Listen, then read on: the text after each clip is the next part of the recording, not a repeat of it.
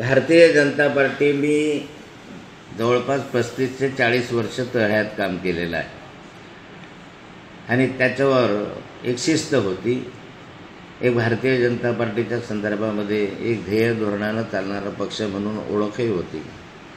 परंतु पक्षाचा विस्तार झाला. विस्तारामध्ये अनेक लोक नवीन आले, ते अनेक काँग्रेसचे, काही लोकांवर ईडीची कारवाई झालेली, अशा स्वरूपाचे जे गुंड प्रवृत्तीचे, काही गुन्हेगारी प्रवृत्तीचे, काही ईडी वगैरे लावलेले असेच लोकांचा पक्षामध्ये प्रवेश झाल्यामुळे पक्षाची प्रतिमा मलिन झाली असं दिसतं आहे.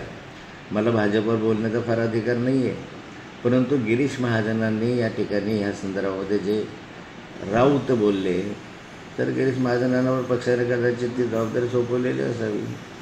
मग राऊतांनी जे म्हटलं आहे तर राऊताचे पुरावे देतील. पुढच्या कालखंडामध्ये काय भ्रष्टाचार केला, काय उद्योग केले हे कदाचित त्यांच्याकडे माहिती असेल, त्यामुळे ते देतील, आणि त्यांच्याकडे नसेल तर मी त्यांना पुरवेल.